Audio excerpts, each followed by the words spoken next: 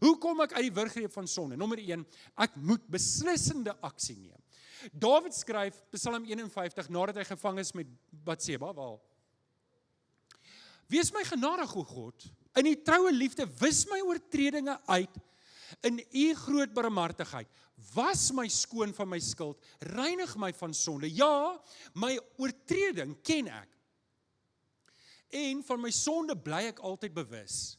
Teen u alleen het ek gesondig. Sonde gedoen en verkeerd was in u oë. Nou, ek het 'n paar weke terug hier net hier aan geraak. Nou moet julle my net 'n oomblik gee. Het ons gepraat oor Dawid, wat so groot opgemors het. Julle onthou dit, nê? Dawid met Batseba, ek gaan dit nie hele storie vertel nie, gaan kyk 'n vorige boodskap wat ek gedoen het, is daar. Dawid het opgemors met Batseba, hy het toe Batseba se man dood laat maak, sodat sy sonde, en dis wat sonde doen, sonde sit my in 'n posisie, wat ek dit wil wegsteek, sodat mense my nie kan uitvang nie, sodat mense nie daarvan weet nie, en hy het goed gedoen, behalwe net, hy steek toe sy sonde vir 9 maande weg. Die probleem is, jy kan nog steeds kerk toe kom. Hey, jy is altyd welkom hier. Ek gaan jou nie wegjaag nie. Wel, ek sal nie weet nie. Dis die punt van hierdie wegsteek storieetjie. En hy kom nog steeds, maar ek weet nie, hoe steek jy jou hand op en jy loof en prys die Here terwyl jy weet jy's dwars met die Here. Hoe doen jy dit? Ek weet nie hoe jy dit doen nie. Tot die Here Nathan oor sy pad stuur en sê, hoor, hierdie skynheiligheid kry nou eind. Hierdie skynheiligheid kry nou einde. Jy maak of alles reg is, maar niks is reg nie. Jy het alles opgemors. En ek dink ons kan baie leer uit hierdie storie met Dawid. Dankie Kenny, waardeer dit. Kom net vir my daar sit. Ek gaan probeer om hom nie om te skop nie. Dankie Kenny. So, wat moet ek doen?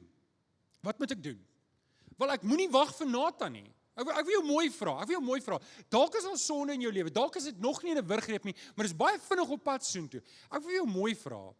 Moenie wag vir 'n Nathan in jou lewe nie. Moenie 9 maande wag voordat jy uitkom nie. Kom skoon. Neem 'n dramatiese aksie en sê, ek kom nou skoon, ek gaan nie aangaan met hierdie pad nie. Spreuke 28 vers 13 doen ons baie, wat sê, wie sy sonde bly wegsteek, moet niks goeds te wag te wees nie. Wie sy sonde bely en daarvan afsien, hulle ontvang genade. So ek moet hierdie ding in my hart vasmaak. Ek moet beslissend optree. Weet julle, ek het weer laasweek lekker geswem in die see. Maar nie in koue water nie, in warm water. Die see was tussen 24 en 26 grade. Nie die temperatuur nie, die see. Die temperatuur het gevoel soos 85 grade, ek weet nie, dit was baie warm daar.